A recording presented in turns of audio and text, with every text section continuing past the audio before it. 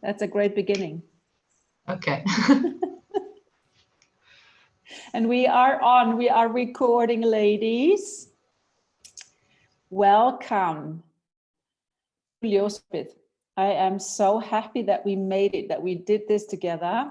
5 of us, the number of freedom, like Sigga says. I am so blessed to have you in my life. And I am also very blessed for technology, because I have only met Rosa once, many, many years ago. And I'm looking forward to meeting you in the physical form one day, sooner than later. So we are here together, Greek goddesses with Italian flair scent, and wanted our wisdom. And I wanted you to actually just introduce yourself. If you say something about yourselves, it's Sigríður from Iceland, Áslaug Katrín, Ása from Iceland, Liv from Sweden, and Silvia from Norway, Italy.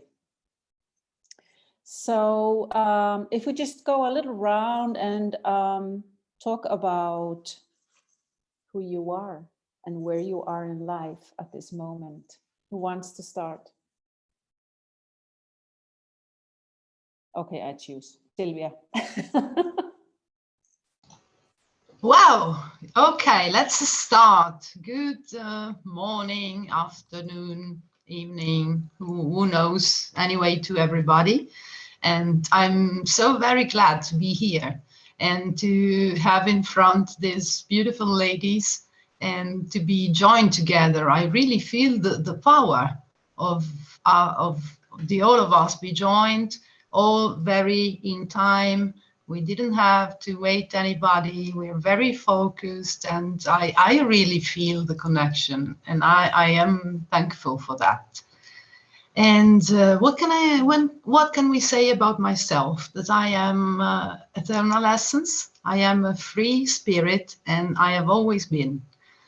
And I am, as Sólrún said, I am half Norwegian and half Italian, and was born in Italy anyway, and felt inside myself this very, very difficult situation of having 2 souls, 2 different cultures, two different styles to refer to since when I was young. And so this was a kind of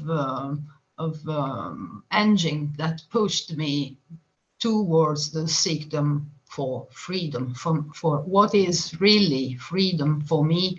What do I feel? How do I feel? I am very connected with my body and with my feelings and with my perceptions. So we will maybe talk about it later. Now I give space to others, but I want to tell that my job at this point is focused on perception of freedom. Okay, thank you. Thank you, lovely. I know you dance tango, so all the sensations about tango will come later.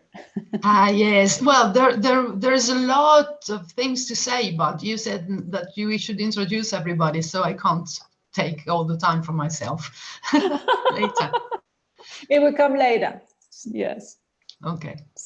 Thank you, Sigga.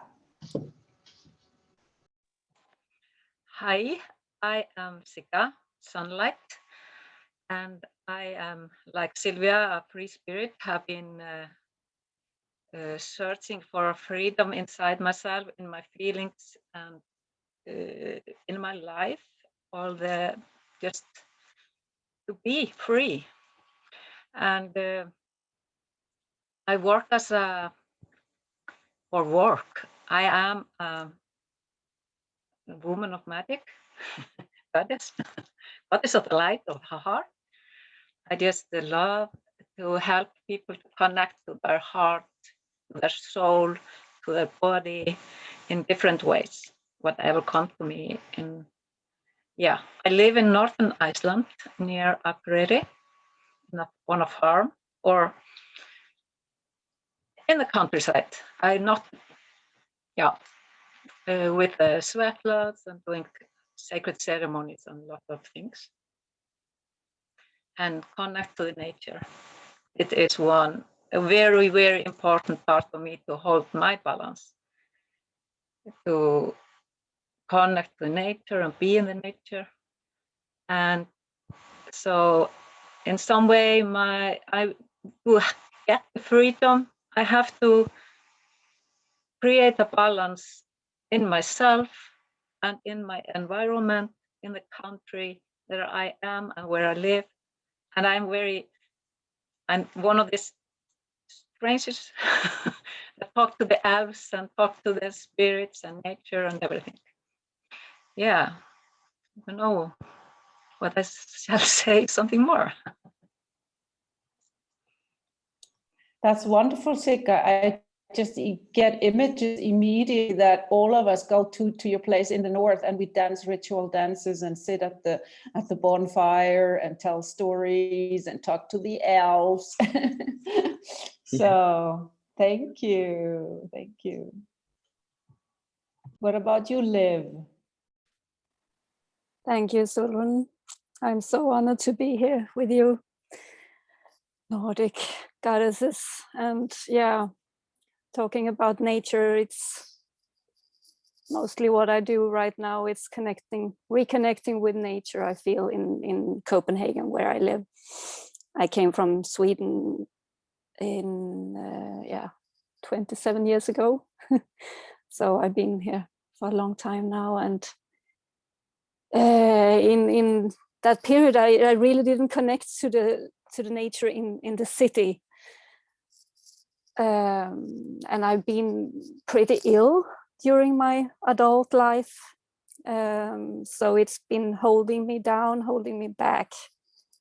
So the way we live right now, it's not very different from how I lived for many years. And I've been waiting for this to happen. I never thought what we are going through would ever happen. And so even though it's all very distracting and you don't know what to believe, I feel the light is coming through so strongly now, and we're calling into the present moment every day, every moment. That's what I feel most of the time. And the greatest thing to do is to connect with nature, I feel, and I discovered both oases here in Copenhagen, and amazed.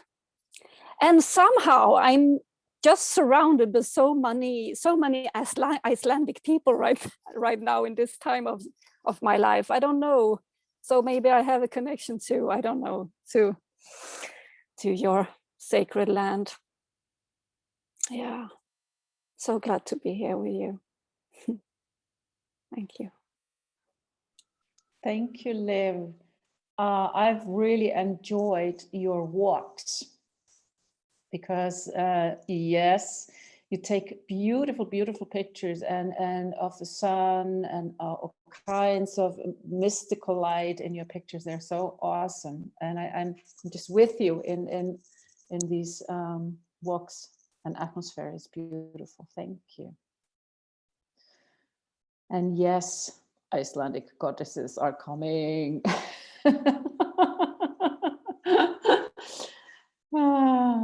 Ása. Yeah. Yes. Yeah. I'm so pleased to be here with you.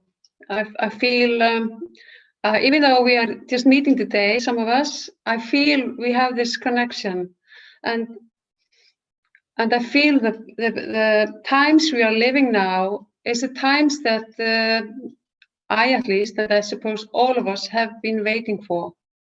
I am born free.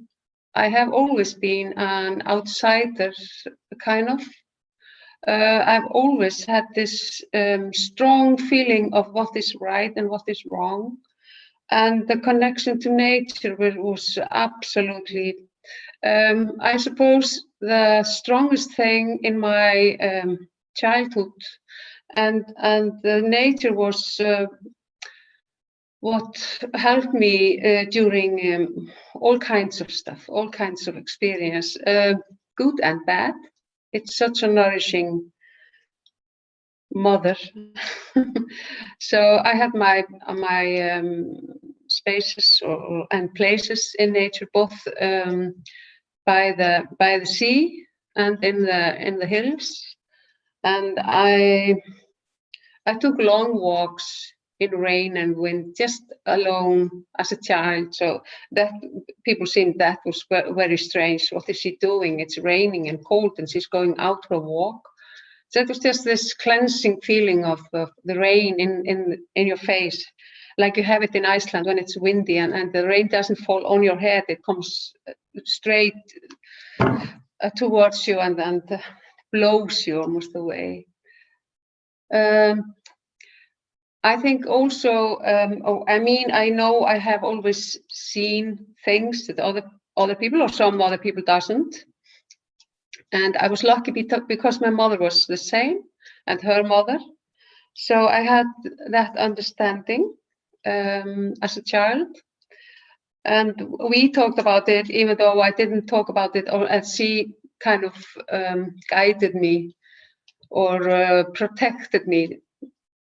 That was her way to protect me, that she said, well, and it was the same that her mother, my grandmother, said to her, that, well, maybe we should just talk about it, you and I.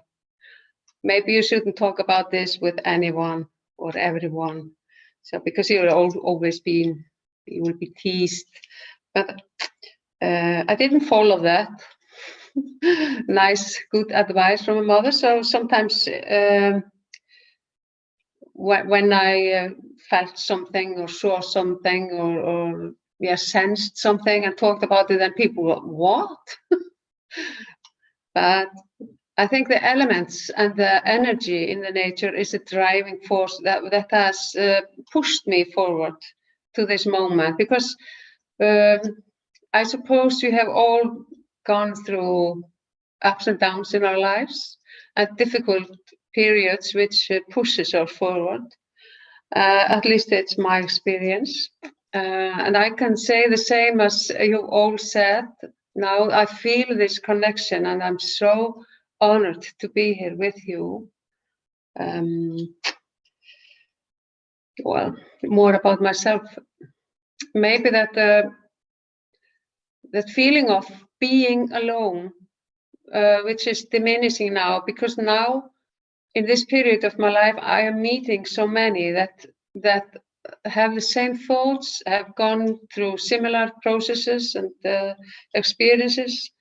But before, it was more me talking and people, oh, what is she talking about now? Oh, here she begins, because you're always odd. But now I don't care. I can have 10 hats, violet and a dress in a all kinds of clothes. Doesn't matter.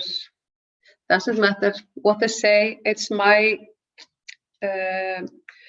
not spirit, but my, what do you call it? Kjarni. What do you say? It's my. What is a kjarni? It's my core. It's so strong. It's so. It's such a strong force that wants just.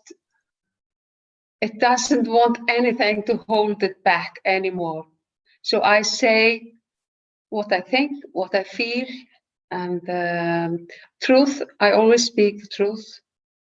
It's very important, and I don't tolerate when people lie. I feel it. I know it, and it makes me uncomfortable. So here I am with you, beautiful ladies, and I am so glad, and I'm looking forward to hear what you have to say. Thank you. Thank you so much, Ausa. We're already in the nature talk, connecting to nature, which is so important in these times that we go back to nature. We have really left it, so to speak, in so many ways in our concrete cities and busy lives, and forgetting our core, like you say, Ausa.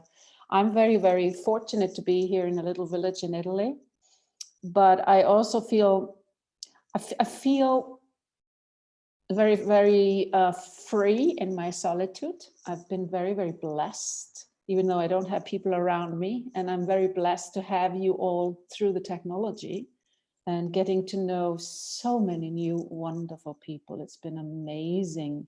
Exactly. It feels like we've all been sort of scattered around the world, you know, sort of like hidden people. And then we're all now stepping forward and connecting like light towers, making a light tower grid all over the world and connecting. Yes, it is so amazing. And it's like, oh, finally, I know why I'm here, why I'm here on Earth. But the nature here in Italy is very feminine, it's very soft and beautiful. Everything is beautiful here. And it was very nurturing for me to be here, to go into my inner process. I've been in a long inner process. And then when I go to Iceland, everything is like this, and the nature is so powerful. It's so masculine in a way. So it is exciting, and a lot of ideas and a lot of stuff is going on there, but it's a completely different energy.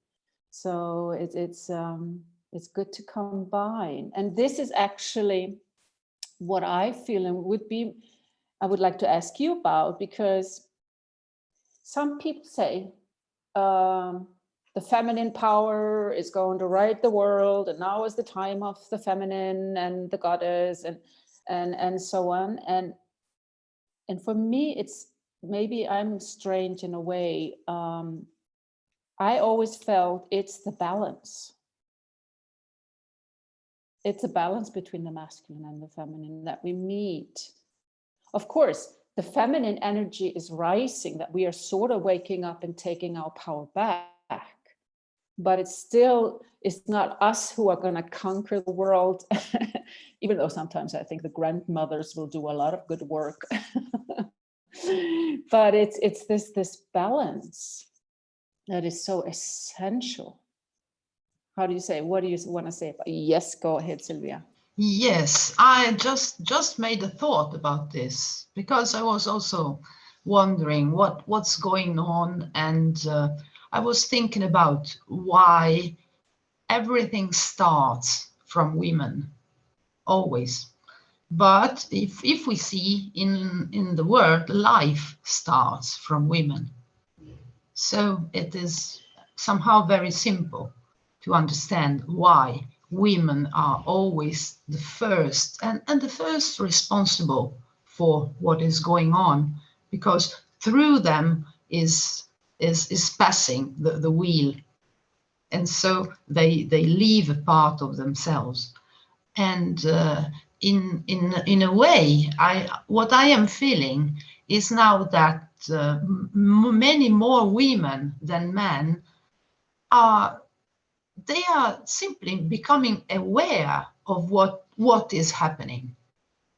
It is like, don't think this like a sexy way of thinking things. But if you see a male dog, he will just go around and sniff everybody and everything and everybody and do his things. He will not care that much. I mean, it's it's not, it's a matter just of difference.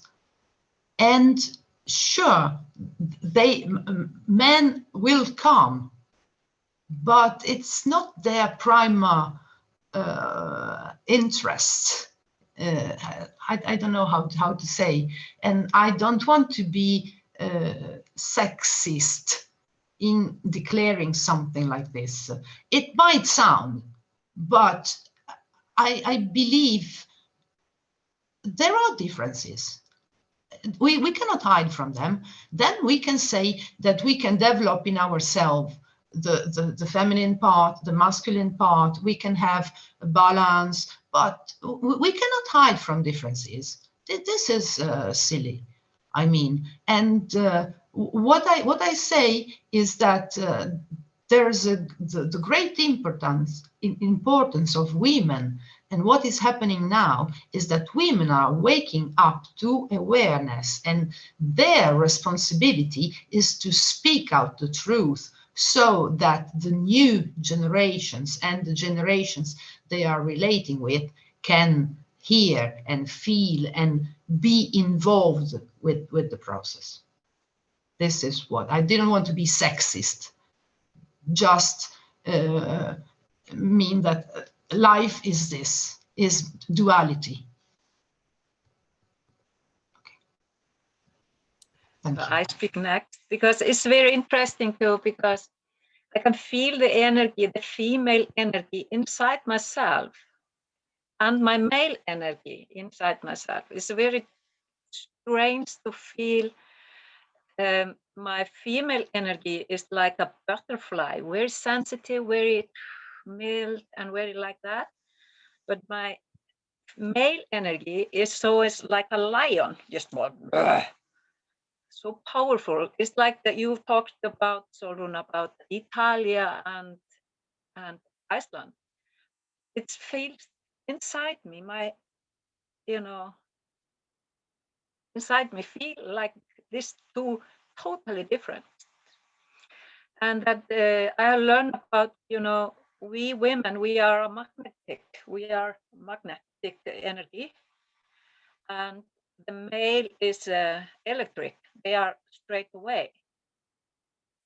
So working together to create a new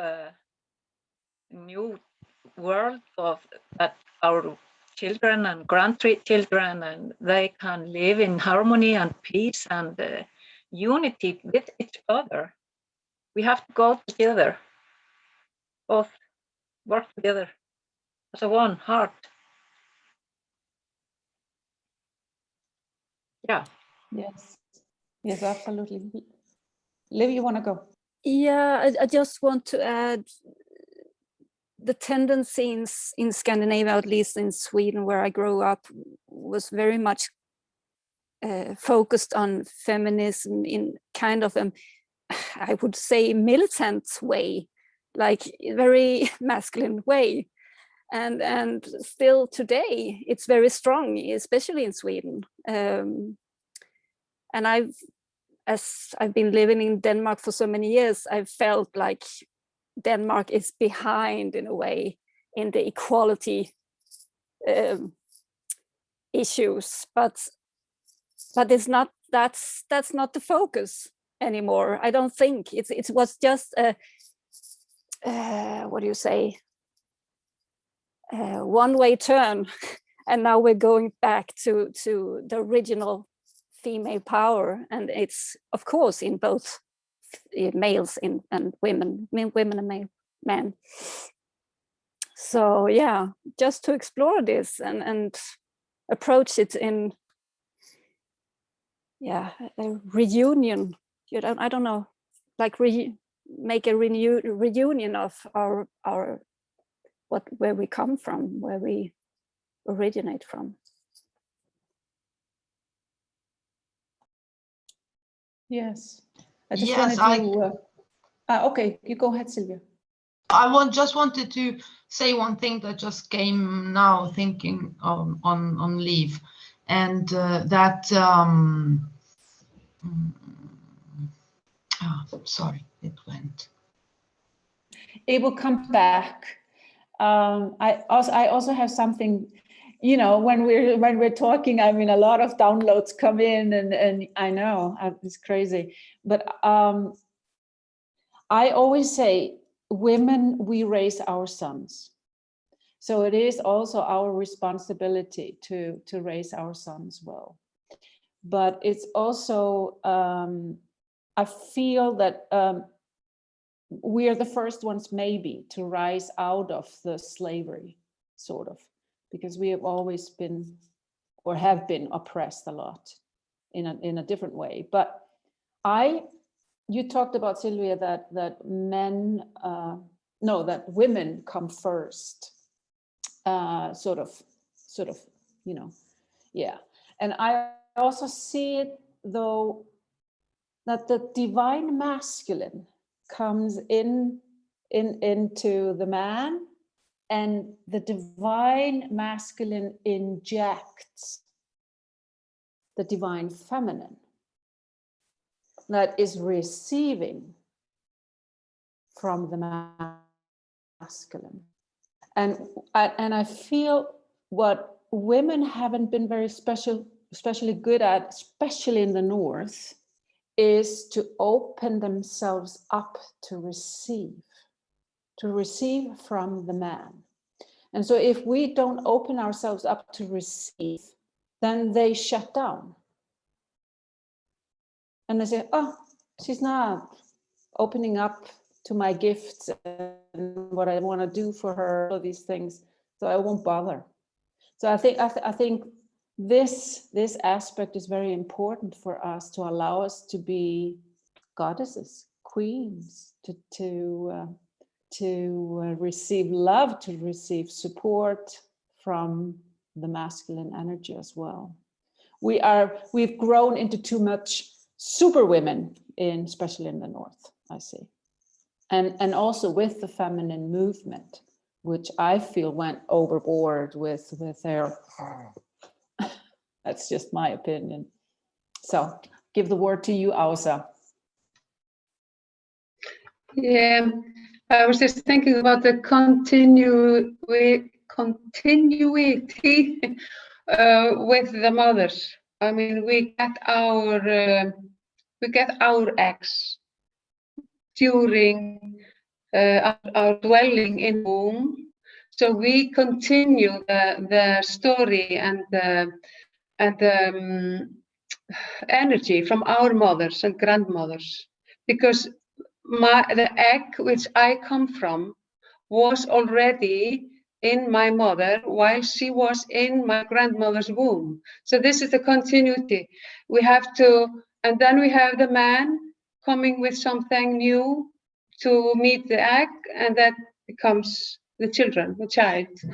And I think this explains so much for me about how we think, how we act, and how we approach raising children and raising ourselves at the same time, because of course we bear the children inside our bodies, and we give birth to our children also, and then we have them in our arms. And I think this is the right time for that type of energy, because we sense the responsibility for the continuity of life, of a good atmosphere for all, because we are not excluding men, absolutely not. They are as vital and as important as all.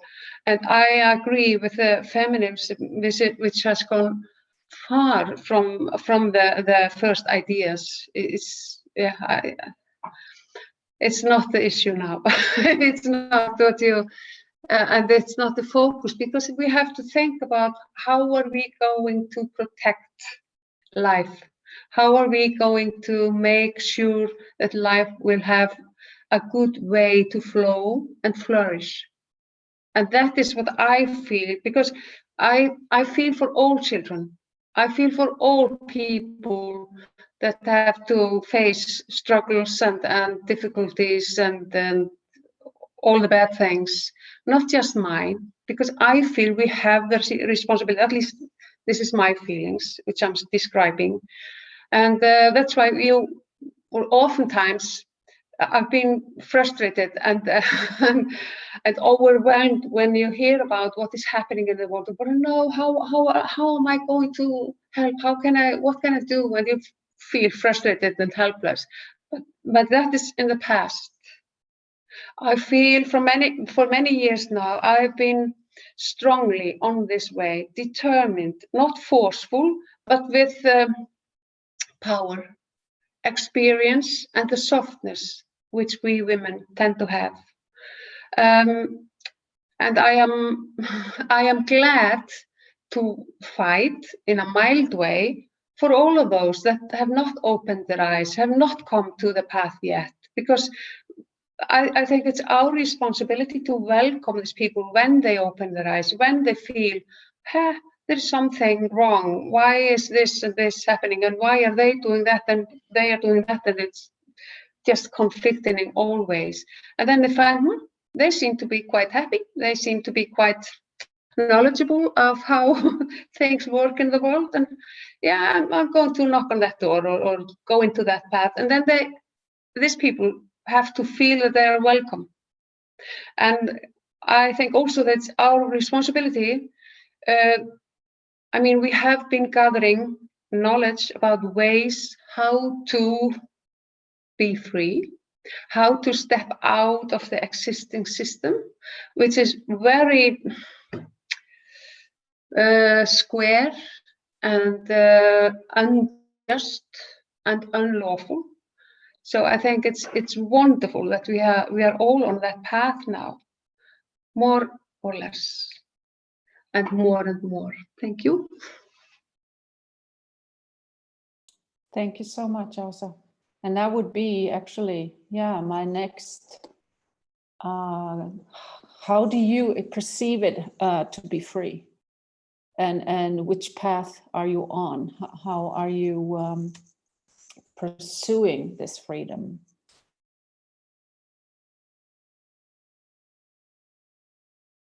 You can also change the question. Everything about freedom. Okay, I think I will go, and in the meantime it came what before was going, and was about a feminine way, because Liv spoke, or Sigga, I don't remember who of you spoke about the two different ways, no? The feminine energy that embraces, and the masculine that goes straight. And somehow we can perceive the flow now that goes in a feminine way, because there is a big rising of all the little lights, as Sólrún said in the beginning, that will join together and make a big fair. But that's a feminine way, because they are going slowly under and then making a big embrace. So this was the link that came when you spoke. And so the energy is moving in a feminine way through a movement from everybody. And as a matter of freedom, you spoke about freedom. What I chose personally and particularly was, I've been always looking for the reasons why. I never understood why I was born with the debt and I had to pay. Because I could never understand this in reality. I mean, we produce so much, we work so much, and this silly matter about the debt and the actions of governments and taxes and so on, that impresses on ourselves. And so I can speak about freedom in different ways, because we can have a freedom in our soul, freedom of being, freedom of speaking, freedom of manifesting our wills and desires and our way of looking without anybody telling things to us. and freedom also in the legal matters. I always thought that these two things were separated, but in reality, what I feel is that freedom is just one, is just something that starts from yourself. And this to say practically.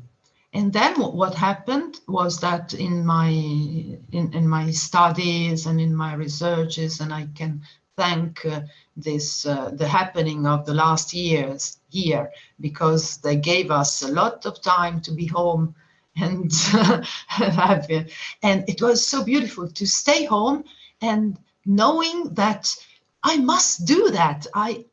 Because I always loved to study, and I had to hide because I was studying something and say, hey, come here, what are you doing?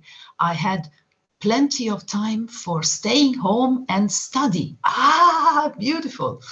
And so during the study, I found out an incredible piece of news. That was that according to many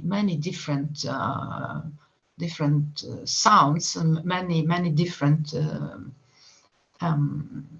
voices speaking the same thing, I found out that governments had been declared foreclosed, and that in reality we are free, and there is no more bureaucracy, and all what is still existing is going on just because we give consent and just because we are used to it and just because that's how it goes. And so what I'm doing now is going deeper into this matter, and because well, this is something great, and going deeper into this matter, verifying and testifying every day.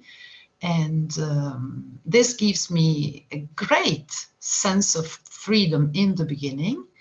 And I will tell you in the next times what will the developments be.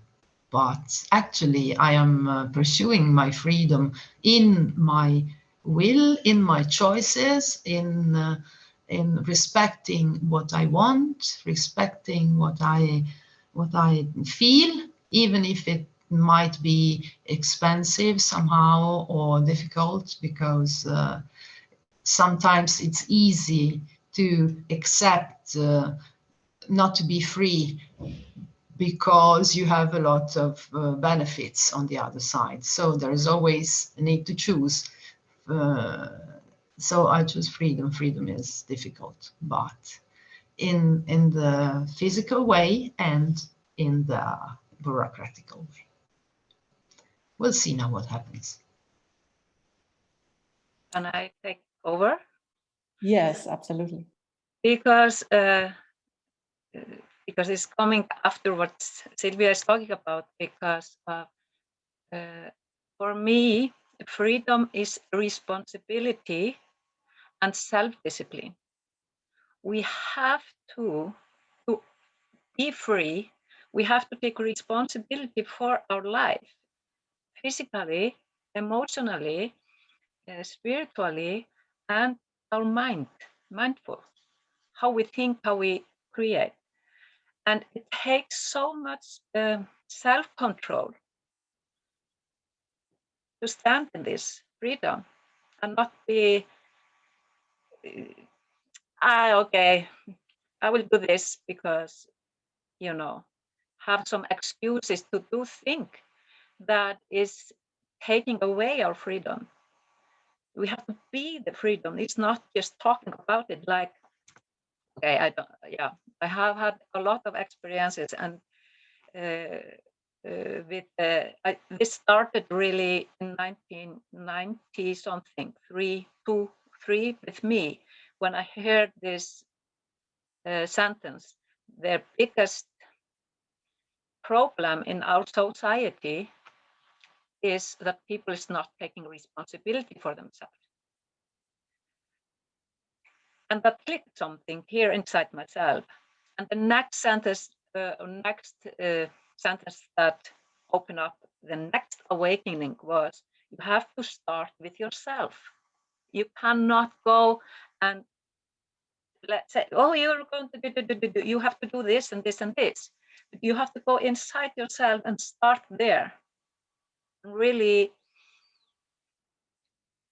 freedom is a responsibility and self-discipline and doing what you are talking about, work your part, not just,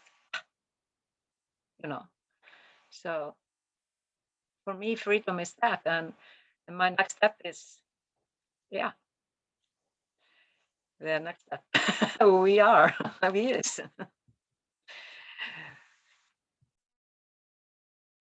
Yes, and exactly, it is the responsibility, and also stepping out of the victim consciousness and blaming and shaming everybody else for our own experiences. But I mean, it takes a while. It's a process of development that we all go through, more or less, and we are getting there. Liv, I'll give the word to you. Now, I would like to add around the responsibility. I also feel we are maturing into being the embrace. No, not what shall I say? Aligning with the like being the portal, like being the grail for this, and it's also, you were talking about this embrace, Silvia. And it's also, as much as it's an embrace, it's also the whole Mother Earth is calling on in us for rising now, and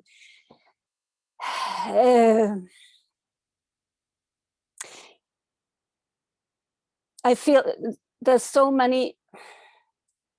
I don't know if I'm too focused on illnesses, but it's the symptoms of the way we've been living. It's like that, and it's very collective, I feel, and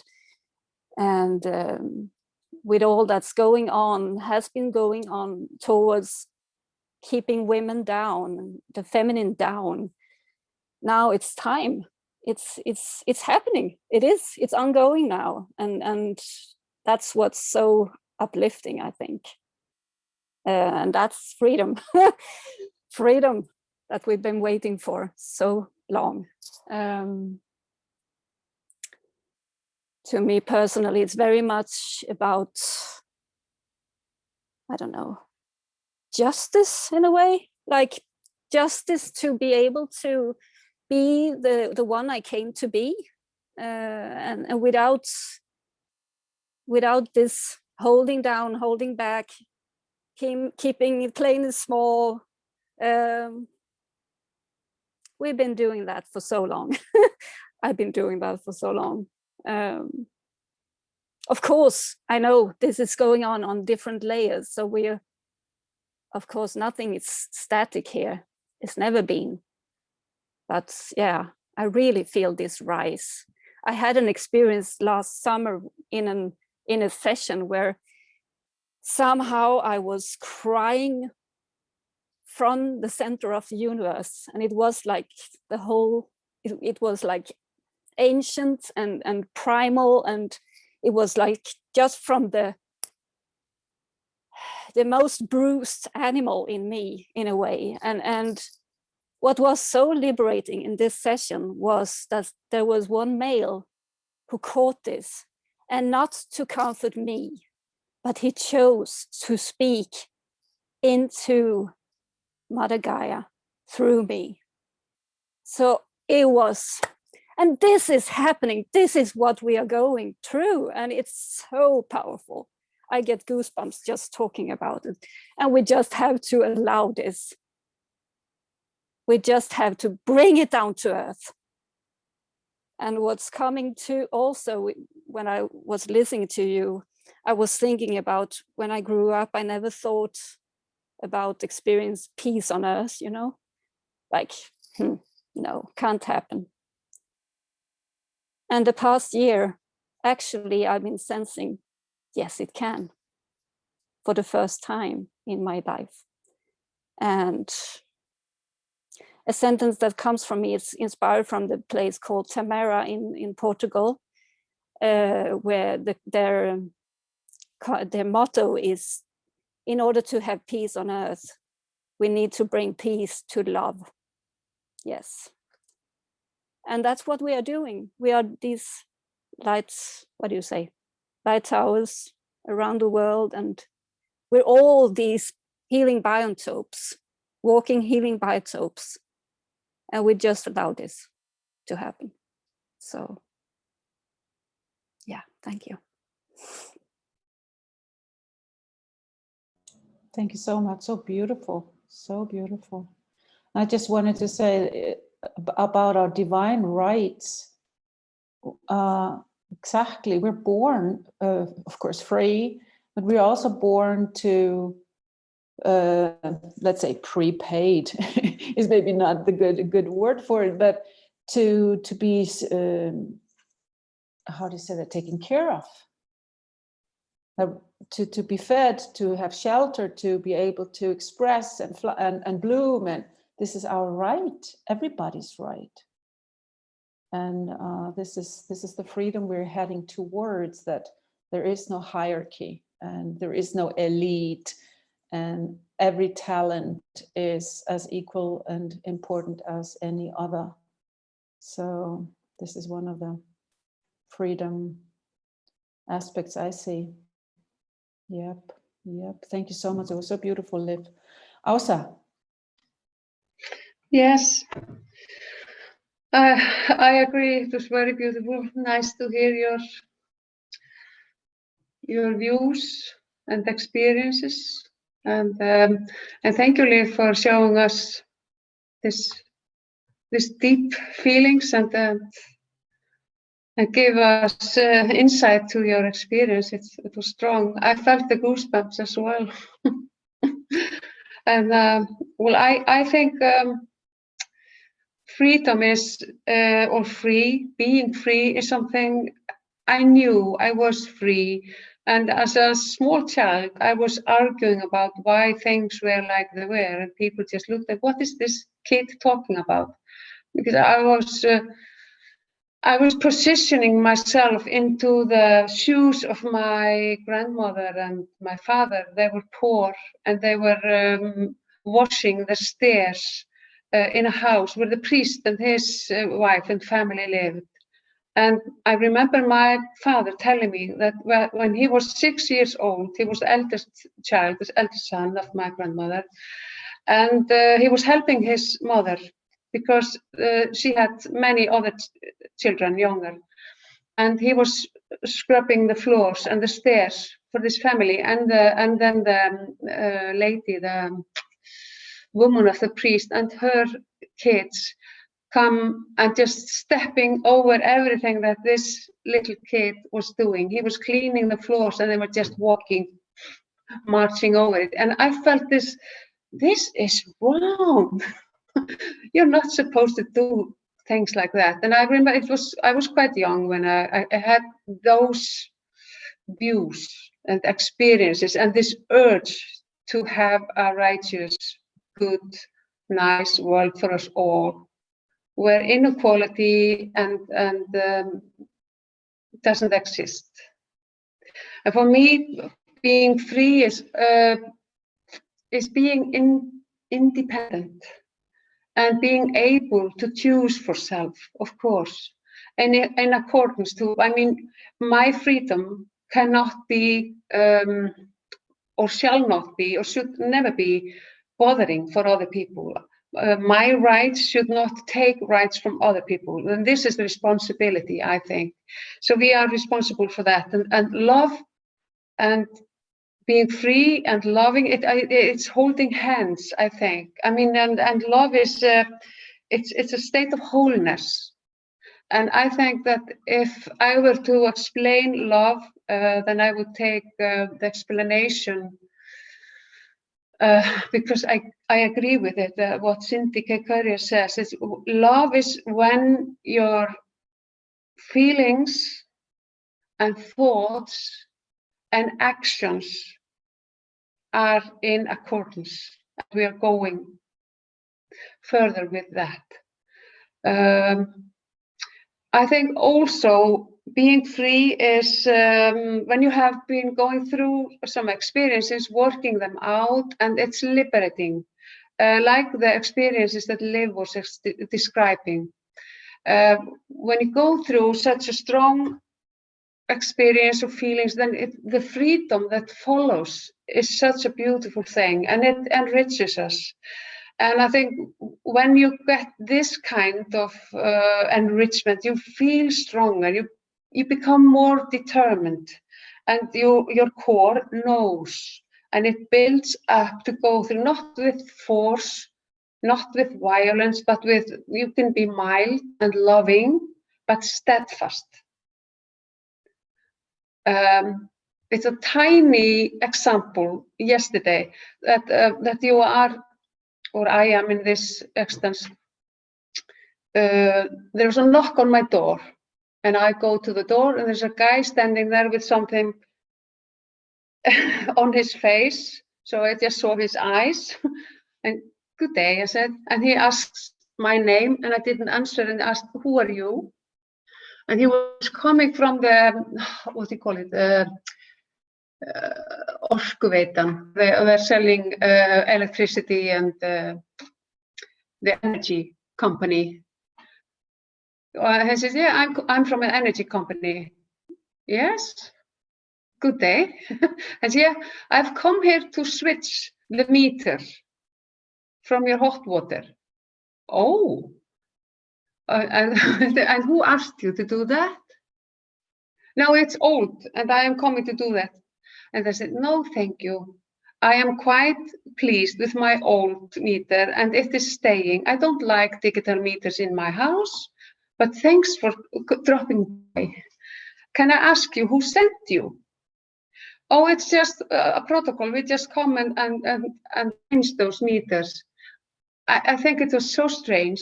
When you think about it, some company, private company, who sells me electricity and water, comes to my door, knocks on my door, and yeah, I am coming in to do that. And this was his approach.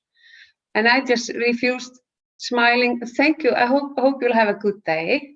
And he was, yeah, thank you, bye. And he was kind of, it was a loving exchange, kind of it. It was not unkind in any way, but I just thought when he was gone, wow, this is strange. And I suppose many people just let him in, and he is going to do something in your home, in your house, without you ever asking about it. So I think being free is also setting those boundaries. For example, this is my space, this is my home, and I choose who I welcome in my home, in my house. You are all welcome. So, thank you.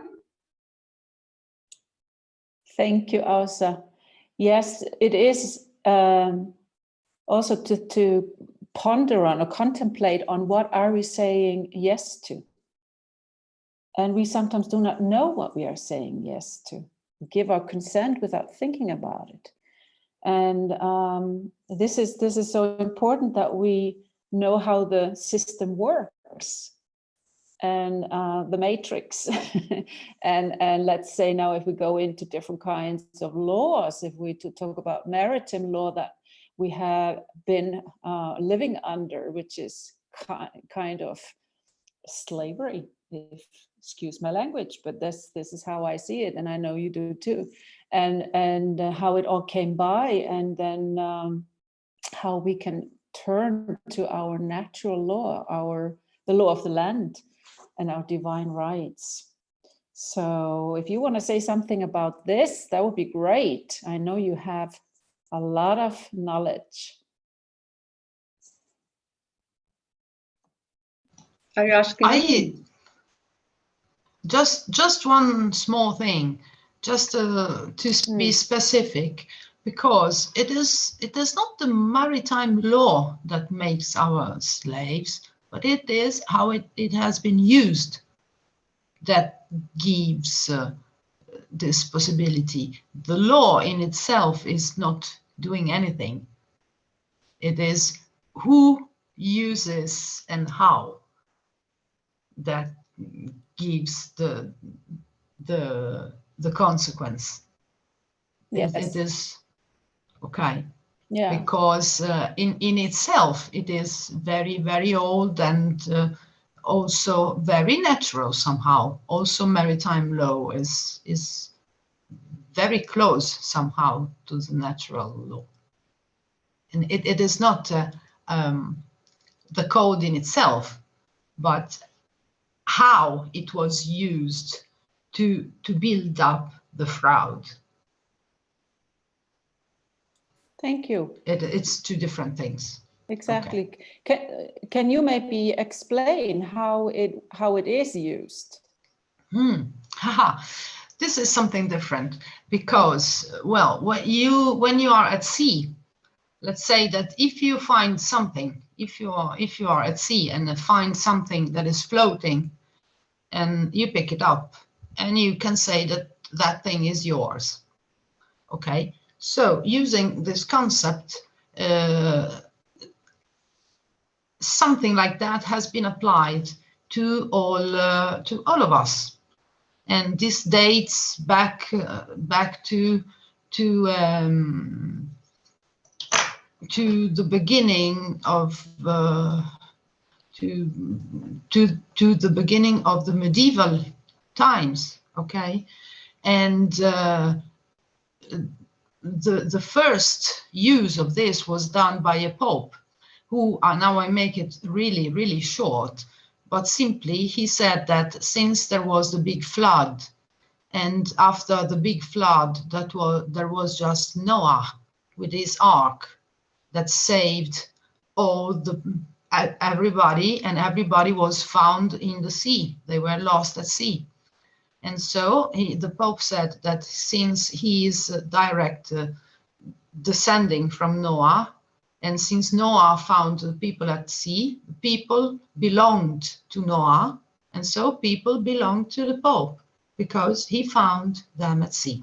Okay, this is how the law of the sea has been used in the very beginning. Okay, we bring all of this to the actual times, and something like that is done also by our governments in the moment in which we are born, because in the moment in which we are born, there comes a dock, that is the doctor, but is also the dock where the ship goes when it touches the land. And we are born through the water of the mother that delivers us through a channel.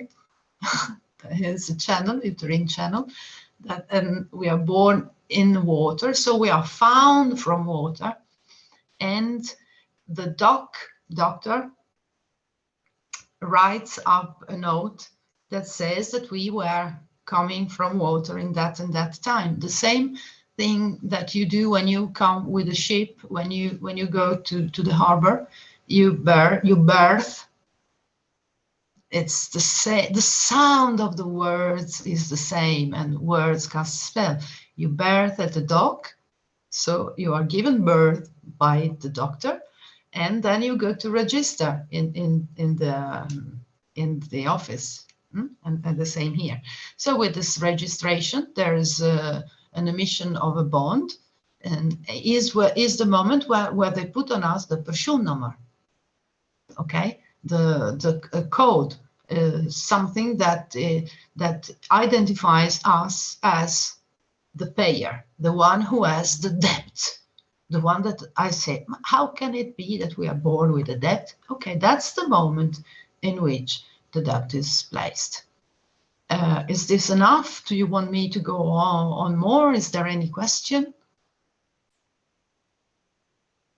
No, that is great. That's a great beginning.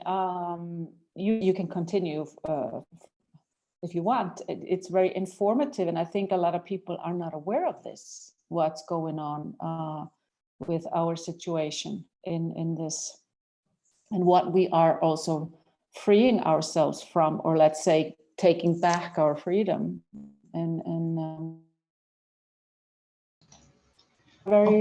is very whatever.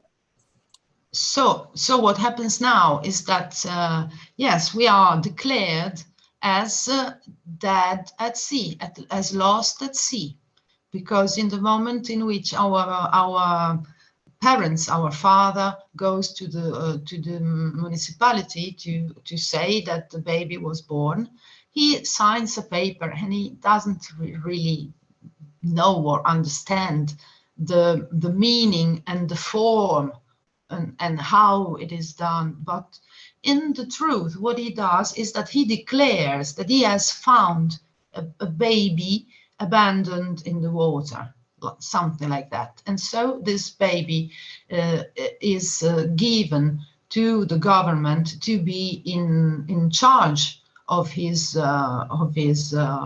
care. Okay, so this is something that is done without telling the parents, of course.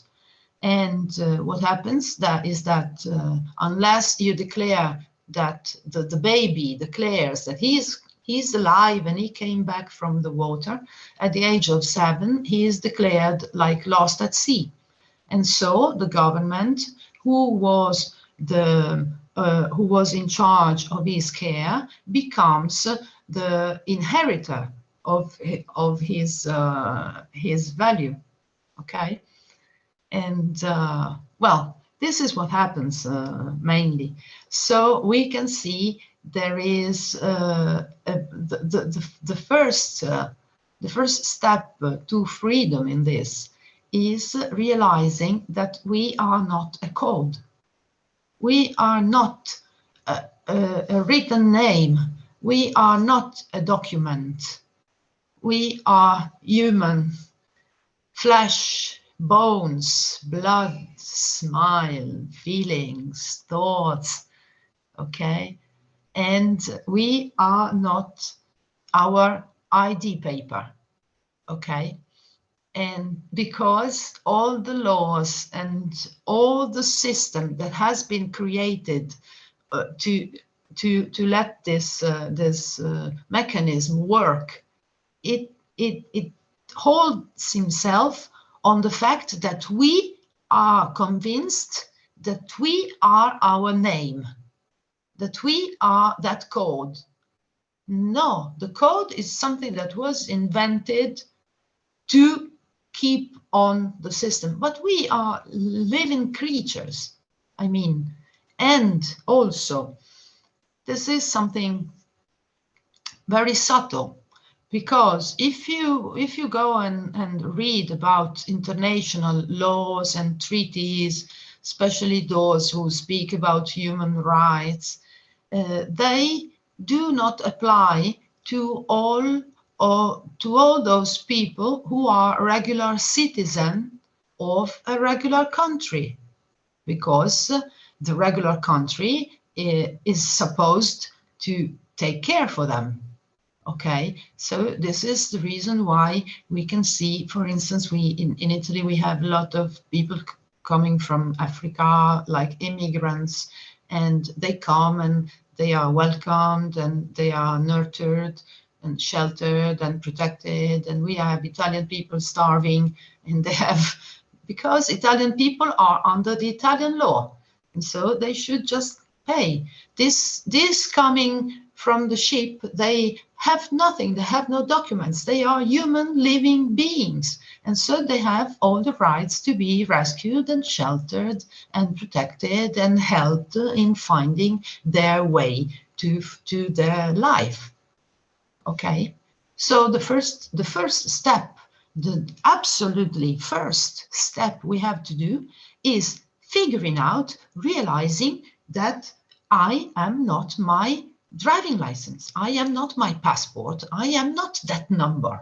I am a human person, human living creature, woman. Okay? This is the very first. And then comes the rest. But from that very first step, a lot of doors, they just open, because as soon as you realize this, you start changing your vibration. So you start realizing all the tricks and all the traps and all the places where you are invited to go and give your consent. Remember that nothing happens if we don't agree. Okay?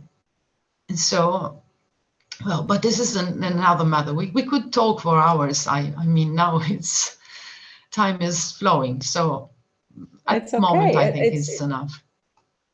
I think it is really, really important that people realize this and that they open their eyes what they're giving consent to, and how, like you say, our ID number has been gambled on, and how we are oppressed really under this system, and how the wealth is accumulated through us, and we are. And how they, you know, all the poverty and the debts, and like you say, it's all illegal. And also now you mentioned, I think it was you or Ausa who mentioned that the system is really foreclosured, and that already crumbled actually in 2013. And this is something that people do not know, and that it is us who's giving consent, that is giving the government, the mind control, allowance to keep going and playing this game that we participate in, hopefully not for long. So yeah. One thing about the words, you know that words cast spell. In English, if you want to ask somebody, when you didn't understand, you ask for the spelling.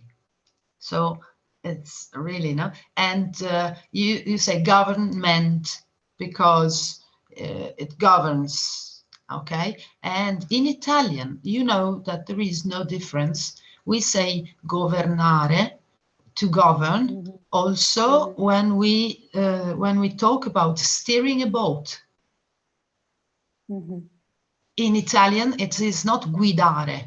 Guidare is to drive, but when you speak about a boat, a ship, you govern.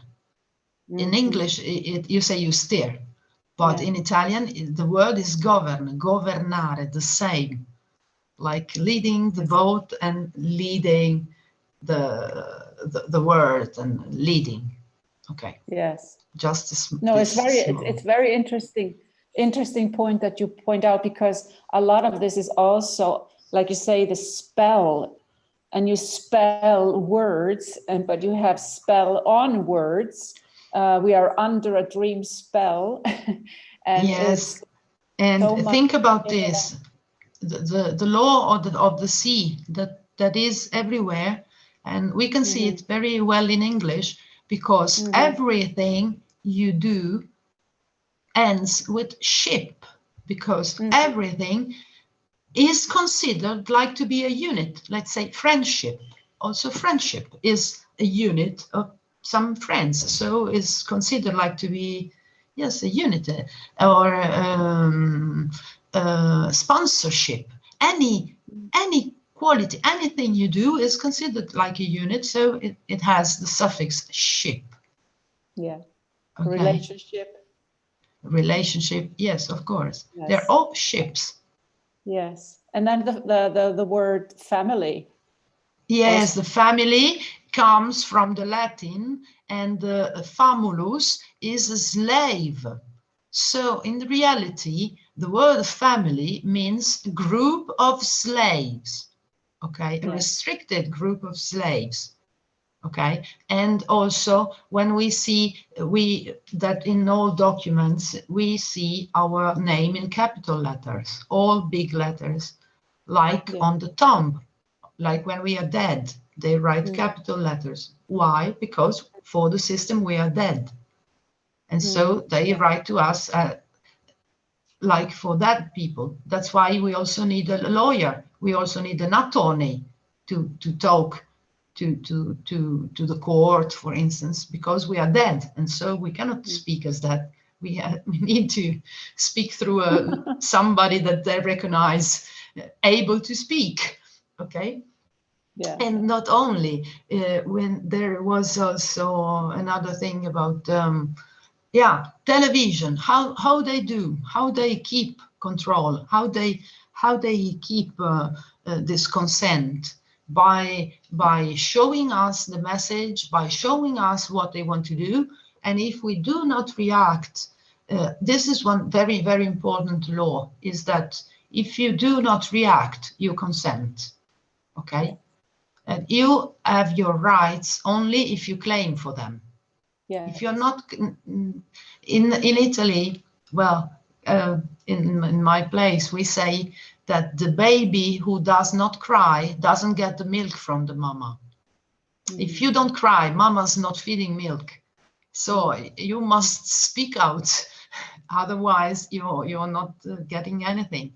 And so they ask consent in our silent way through the television. And what does the television? She tells us a vision. She tells us what we should think, how we should do. Okay? Yeah. And it's entertainment. Why do we have to be entertained?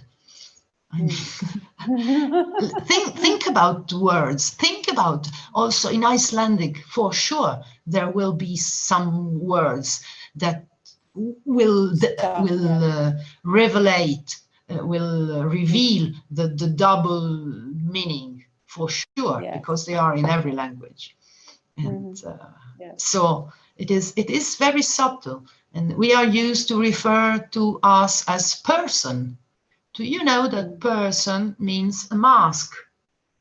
The person was the mask that was used from actors in the ancient Greece at the very beginning of the theatre. And so they used this special face mask, and this was called person, persona. Okay? And if you want to see it also in another way, if you share it in the Latin way, personas,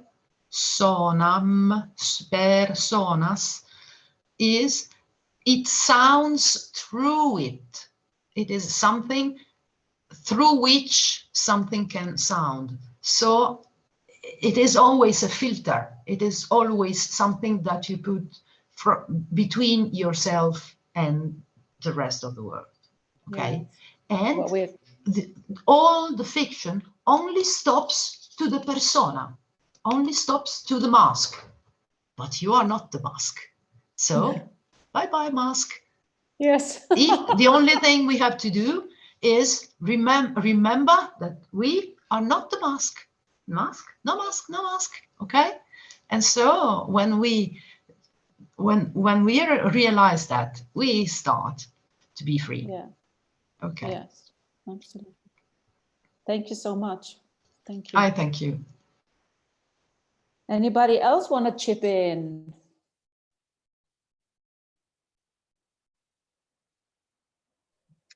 Well, I can say a few words maybe about the maritime law, for example. And first off, Silvia, of course, we have many words in Icelandic which are horrible when you understand the true meaning of them, and then it's so clear. For example, stjórnvöld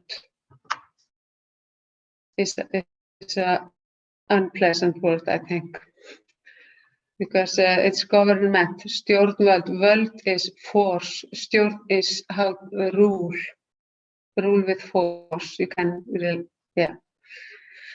in a way. But you were talking about the maritime law. There is, if you compare maritime law and common law and natural law, they are different in the way that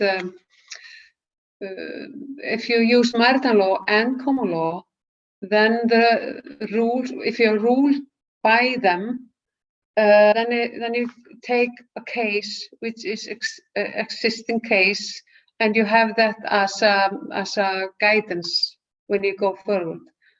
this is one thing, that if you have a law of the land or natural law, then you take always this special case and you don't look to other cases, previous cases. This is one difference.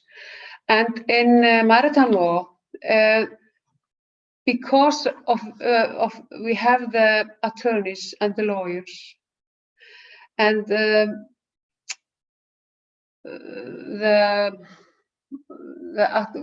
attorneys, or when they are ruling, the people or personas that are ruling, they are paid not by us, and they swear oath not to us. They have their payment and their oath to the government, not to us. So they cannot be impartial. They are always unjust. They're not working for us. But for example, in natural law or law of the land, if I steal something from Sólrún, I like the painting or picture there, but I'm gonna take it.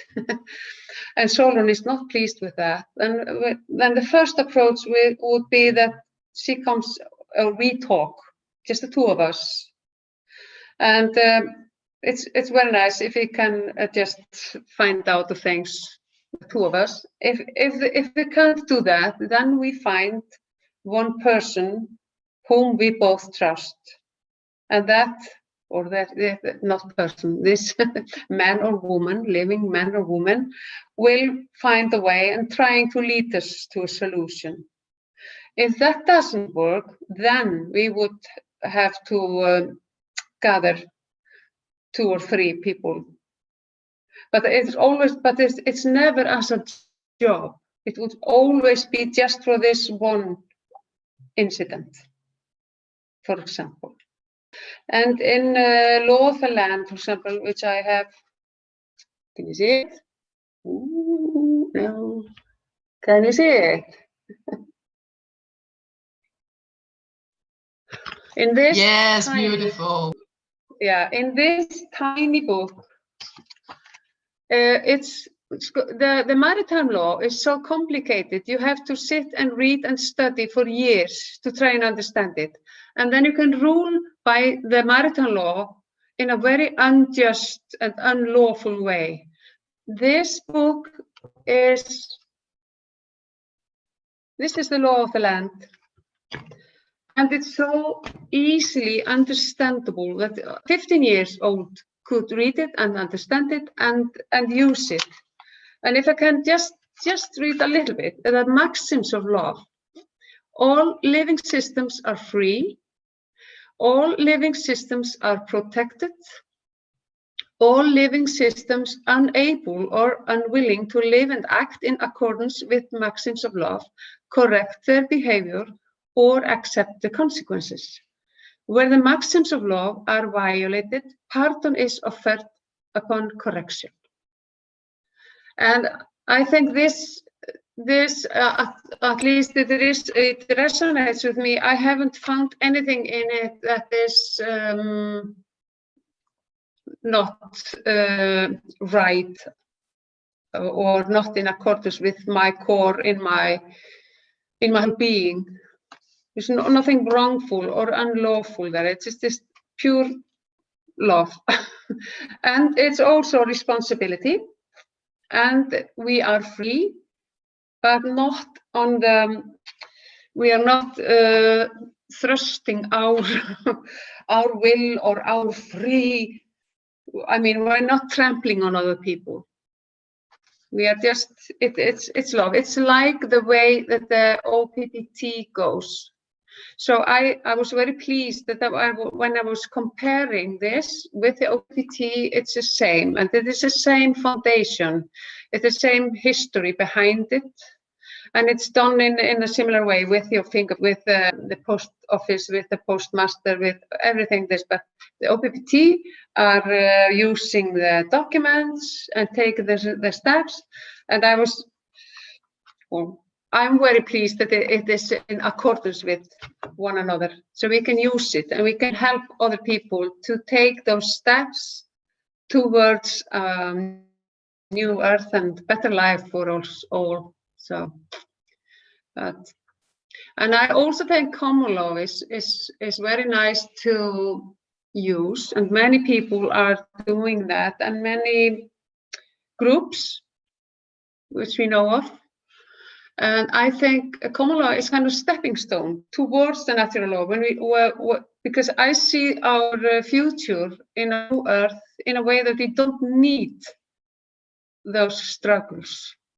And then this would be enough, just a simple, okay.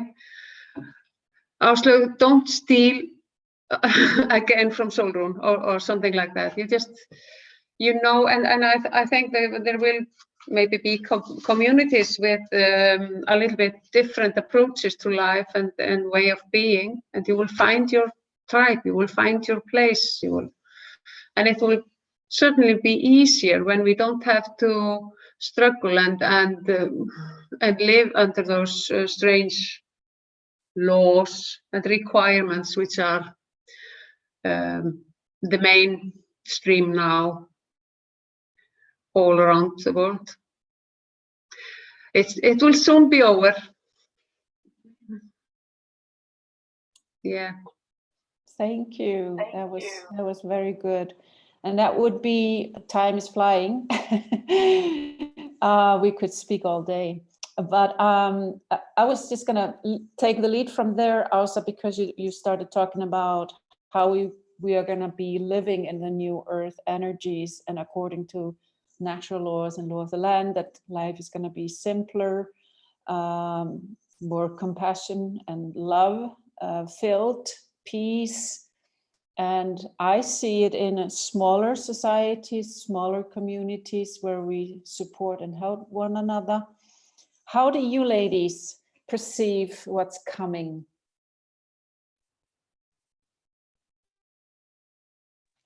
Shall I start now? What I feel right now is the fear of people for these changes that is coming. They always come to me and say, but we have to have the rules, we have to,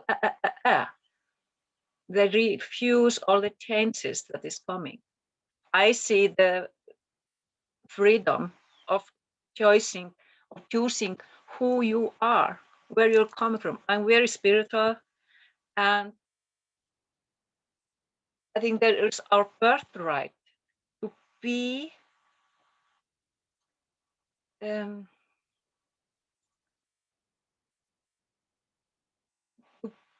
who you came here to be, like we say.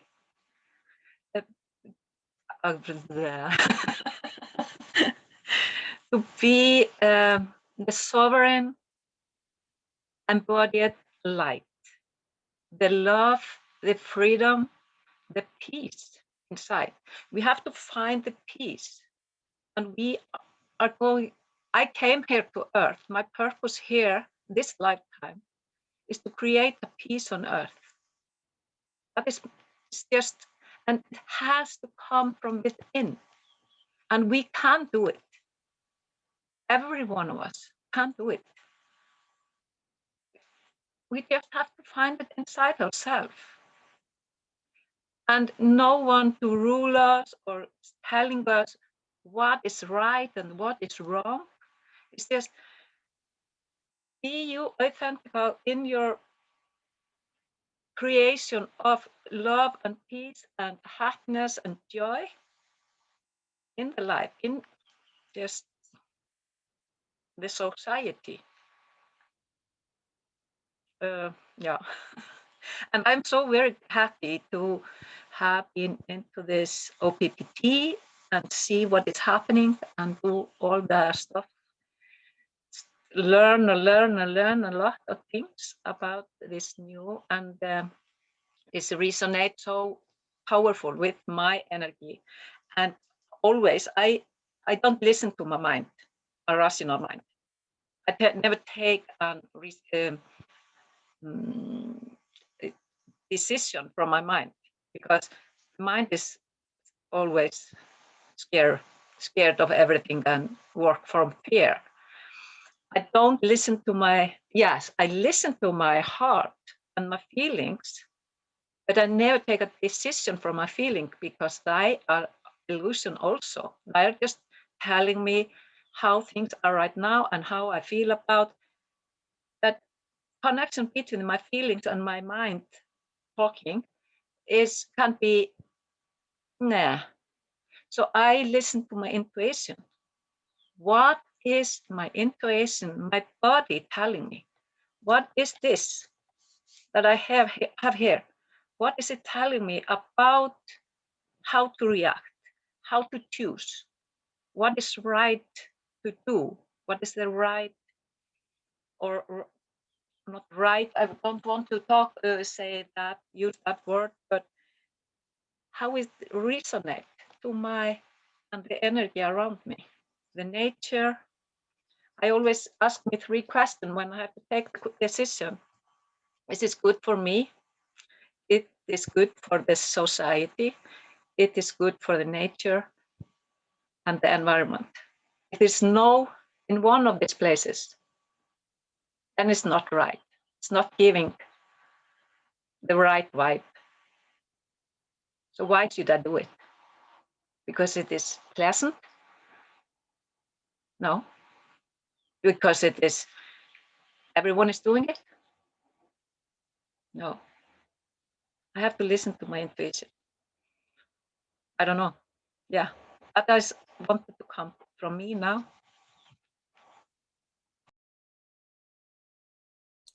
Thank you, Sigga. It's exactly right. We all have to connect to our inner knowledge, inner core, and take decisions from love and not from fear, not be controlled by fear. That's so true. And we are heading towards that kind of society. You wanted to say something again? Yeah, sure. I just want to add, because if you create, because we are the creator in our life, if you create something from fear, it's going to be fear. If you create something from love, it's going to spread love. Yes. And what do you want? You can't choose. Create something from love or fear. What do you want for your children? Absolutely. Live. Yeah, and I want to add, is it right for universe? The leaning in to trust, because who are we to know what's best? We can only know from our intuition, yes. And then there's the trust, and then there's, like you say, always check in. Is it right for my core? Is it right for my society? Is it right for the earth? Is it right for environment? Is it right for universe? So yeah, I don't really know where I'm heading personally with this. And I think, yeah, there's OPPT, there's other suggestions, there's many communities rising, and it's just bubbling. It's just like the pure beginning for this. So yeah, but yeah, checking in, whatever you approach, you can always be inspired, and maybe you can choose differently than you did before. Yeah. If I can say one thing more, is that what is really making the difference now is that whether is that if there is OPPT, it means that there is nothing else. I mean, if the documents are right and if this procedure is on and governments are not foreclosed and banks are foreclosed, there is really nothing else. to refer to. So I believe that the strong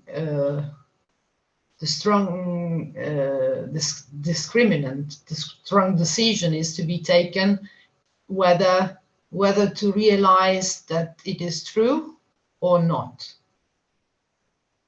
I mean, because yes, if you say, well, I know it exists, it can be a possibility, but there can be also other things, it means that you do not recognize that it is true.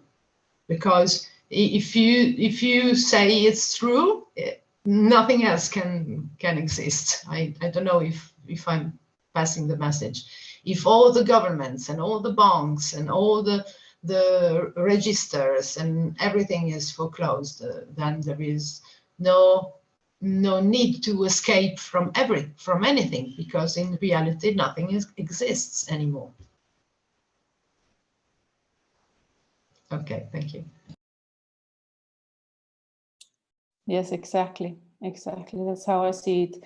Because it is not really a system. It's turning back to yourself, to your divine rights, to your divine presence on this earth, so we can do what we came here to do. All right, ladies, this has been so wonderful. We've been going on for at least 1.5 hours, but any last words you would like to say before we say goodbye for now? Yes, Elsa. I would like to just a few words about how I see our new earth. I agree, I see it in smaller communities, and I see us as Sólrún people, of course, men and women, and I see, because the true values that are made in this world are made by us. And I see a different school or a different way of educating our children and ourselves. And I think it's lovely. I have talked about it for many years, that if I had a school, and it was before I knew of Law of the Land and the OPPT, that is that if I had a school, I would teach the children how to read and write, and I would teach them how to grow food and build houses and make clothes, and all the rest could come, and of course be kind to each other and respect themselves. And if you respect yourself, you respect your environment, your fellow beings, humans or other animals. And I think also, if you have 10 children, I've never understood that if you look at, okay, you're a boy, you're going to do that, or you are a girl, you're going to do that, or you are in such and such color, you're going to do that, and you're going to get paid like that. So I think this is all going away, because we don't have to have anything to tell us how to live our lives. We know how to live. We don't need those rules and regulations. We just need the opportunity, which we are taking now. And I've always also said, not always, but for a few years, I said, why is it such the system with different payments and different, you add different value to different questions? If you just decide that you can learn whatever you like, and you're not going to pay for this education, you just learn what you like, what is your passion, and then you do that. And then when you begin to work and give your education or spread your knowledge, then you will be paid by hour. Everyone will have the same pay.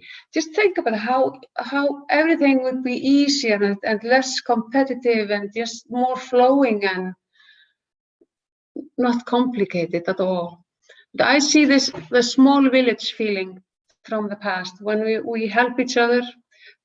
Hey, they are going to build a house. let's go and help them, the new inhabitants in our little town, or whatever. Oh, the roof blew. We have to help them build a new roof, or now we have to go and get the crops because it's getting cold and we have to get it in house before. All that kind of our interaction with each other and this helping each other. I think it's so beautiful and it's so rewarding. I am excited. I am very, very pleased and content and looking forward to life and enjoying it as it is. But thank you so much, all of you. Thank you, Ása. Thank you. Anyone else want to say some last words? Okay, Liv. Yeah, the co-creation you're talking about, going from the individual more to co-creation again, and yeah, co-creation between humans, living men and women, and the co-creation with Mother Earth and co-creation with spirit, and yeah, I think that's my vision of the new Earth. Thank you. Yes, Sigga.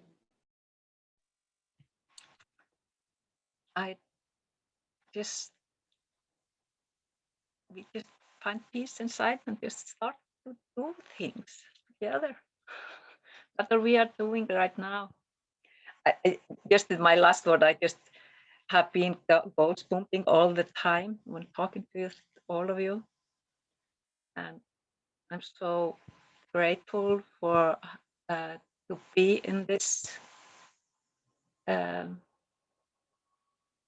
time where we are creating. I have my granddaughter, 2 years old. She is teaching me how to be, and I ask her, where are you coming from? And she is teaching me her free spirit and how to find joy in life. And am I really, do I want her to live differently? No. I want her to have this free spirit, to have this free joy, and just to love the life. So when we are together in the nature, we are just, yeah. So she is teaching me this, and this is what I want for her and for all my grandchildren, to be free. And when we trust nature, then we know that she is going to give us, and we trust the spirit, they're going to give us everything that we need, everything. Help us to be in balance. We just have to learn to stop, to breathe, to ground or connect into ourselves and start to listen. What is here? What is here? It's so simple, really. Thank you. Thank you. Yes, I very often go back to my childhood. And I think it is so good to go back and get into the energy when you were a child, completely free.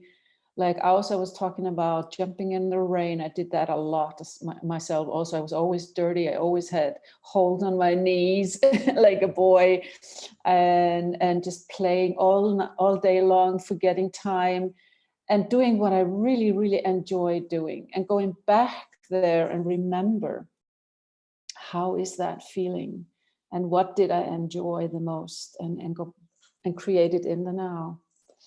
Sing and dance and be free. Yes. All right, ladies, thank you so much for coming. It has been a pure pleasure being with you. And let's do this again sometimes. And the world needs the wisdom from the divine feminine. So ciao, ciao, ciao. Oops.